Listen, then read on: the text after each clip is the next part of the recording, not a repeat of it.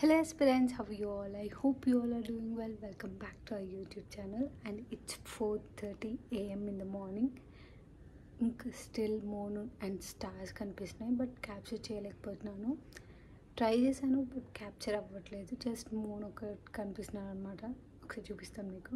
Morning లేవడం చాలా కష్టం కానీ ఒకసారి లెగిసిన తర్వాత చాలా ఫ్రెష్గా అనిపిస్తుంది. చాలా అంటే చాలా రిఫ్రెషింగ్గా ఉంటుంది. నాకు కూడా ఇంకా పూర్తిగా అలవాటు అవ్వలేదు. చాలా కష్టంగా లేస్తున్నాను. బట్ ఒక 3-4 డేస్ లేసిన తర్వాత ఆటోమేటిక్గా అలవాటు అయిపోతుంది అని చెప్పేసి కష్టమైనా పర్లేదు అని చెప్పేసి అట్లానే లేస్తున్నాను.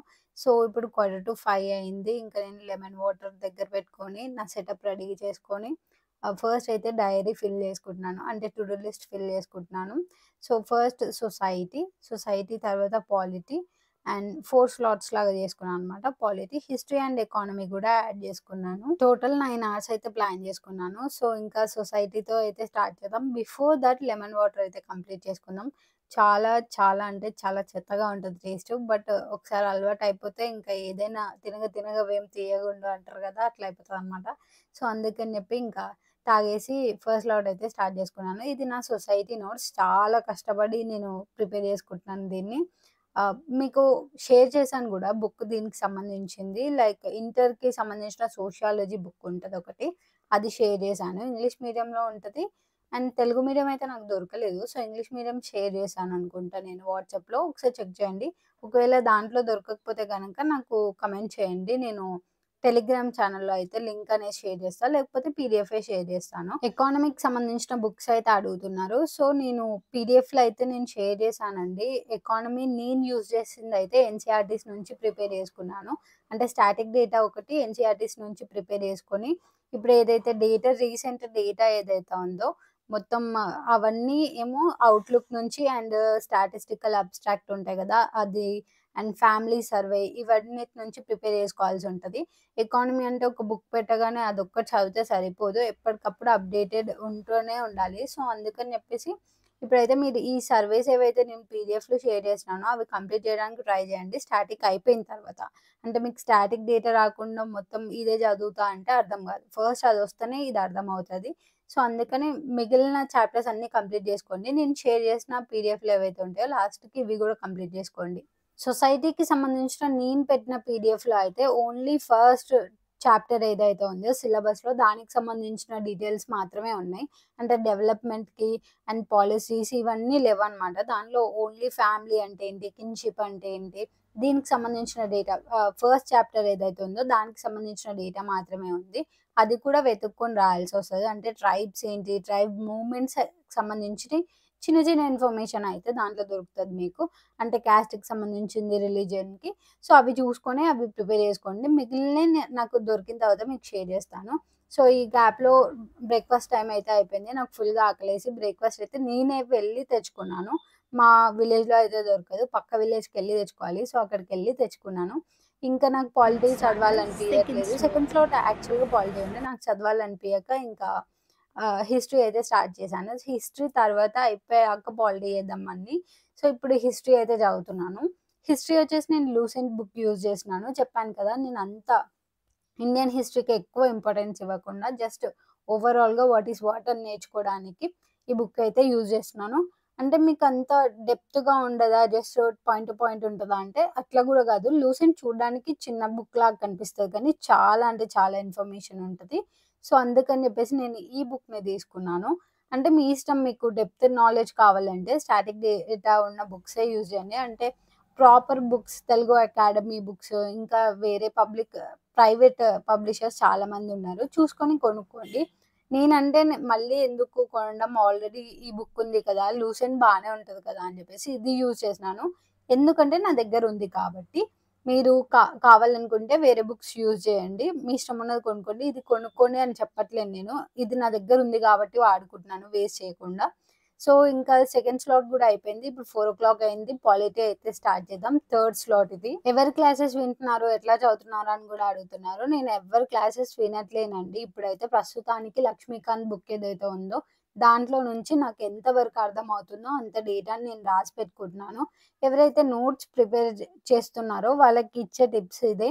మీకు ఇంపార్టెంట్ అనిపించినవి మాత్రమే రాయండి. అంటే ఫస్ట్ రీడ్‌లోనే మొత్తం డేటా అంతా రాసుకోకుండా ఒక 2, 3 టైమ్స్ దాన్ని అనలైజ్ చేసుకొని, ఈ పాయింట్ వచ్చే ఛాన్స్ ఉంటదా లేదా చూసుకొని, దాన్ని మీ నోట్‌లో ఎక్కించుకోండి. లైక్ ఇదే నార్మల్‌గా ఎవరి స్ట్రాటజీ అయినా ఇదే ఉంటదనమాట. లైక్ ఏదైతే ఇంపార్టెంట్ ఇది వచ్చే ఛాన్స్ ఉంది అని అనిపిస్తదో అవి మాత్రమే మీరు నోట్ జేసుకోండి. మిగిలినవి బుక్‌లోనే హైలైట్ జేసుకోండి. ఎందుకంటే మళ్ళీసారి చదివినప్పుడు ఓకే. ఇది ఇంపార్టెంట్ అని జెప్పడానికి బుక్‌లో హైలైట్ జేసుకోండి. అండ్ కొన్ని మెయిన్ పాయింట్స్ ఏవైతే ఉంటాయో అవి చిన్న నోట్స్ అనేది ప్రిపేర్ జేసుకోండి. అదెందుకు? ఎగ్జామ్ టైమ్‌లో ఎళ్ళే ముందు రివిజన్ జేసుకోవడానికి. లైక్ ఒకసారి చూడగానే గుర్తొచ్చేలాగా అది చిన్న బుక్ పెట్టుకోండి దానికి. ఇవేమో జస్ట్ బుక్‌లో హైలైట్ జేసుకోండి. బుక్ మొత్తం నోట్స్ మేకింగ్ చేసుకుంటూ ఎళ్తే టైమ్ వేస్ట్ అయితది తప్ప ఏముండదు. సో, అందుకని అట్లా ప్రిపేర్ చేసుకోండి.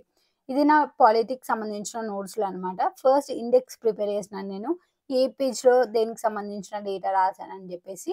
సో దట్ నాకు చదివేటప్పుడు ఈజీగా ఉంటది. జస్ట్ పేపర్ పైన నంబర్ చూసేసి చెక్ చేసుకుంటే అయిపోతది కదా! అందుకని చెప్పి. ఐయామ్ రియల్లీ హ్యాపీ దట్ చాలా మందికి 75 హార్డ్ ఛాలెంజ్ అయితే నచ్చింది. ఇది నాది థర్డ్ డే అనమాట. 3 డేస్ నేను కంటిన్యూయస్‌గా చేశానంటే I'm already proud of my self. ఎందుకంటే ఇంత పొద్దున నేనెప్పుడు లేవను. మ్యాక్స్ ఒకవేళ లేచినా గూడా 5-6 మధ్యలో లేస్తాను గానీ, మరీ 4:30కి అయితే అస్సలు లేవను. వన్ మోర్ థింగ్ నోటిఫికేషన్స్ గురించి చాలా న్యూస్‌లొస్తున్నాయి కదా! దాంట్లో మీరేమనుకుంటున్నారు? అసలెప్పుడొస్తే ఎప్పుడొచ్చే ఛాన్స్ ఉంది? అసలు ఎగ్జామ్స్ అవుతాయా లేదా? గ్రూప్స్‌కి సంబంధించిన నోటిఫికేషన్స్ ఒస్తాయా లేదా? మీరేమనుకుంటున్నారో let me know in the comment section. So, ఆ నోటిఫికేషన్స్ ఎప్పుడొచ్చినా పర్లేదు. బట్ వచ్చే లోపల మనం మంచి రొటీన్ ఫాలో అవ్వడం స్టార్ట్ చేయాలి. సో, అందుకని నేను ఈ 75 హార్డ్ ఛాలెంజ్ అయితే స్టార్ట్ చేశాను. ఎవరైతే జాయిన్ అవ్వాలనుకుంటున్నారో వాళ్ళు కింద కమెంట్ చేయండి. నేను కూడా జాయిన్ అవుతున్నానని. ఎవ్రీ డే నా వాట్సాప్ ఛానెల్‌లో 4:30కి మీకు మెసేజ్ ఒస్తది. గుడ్ మార్నింగ్ ఆర్ సంథింగ్ ఏదో ఒక మెసేజ్ అయితే వస్తది.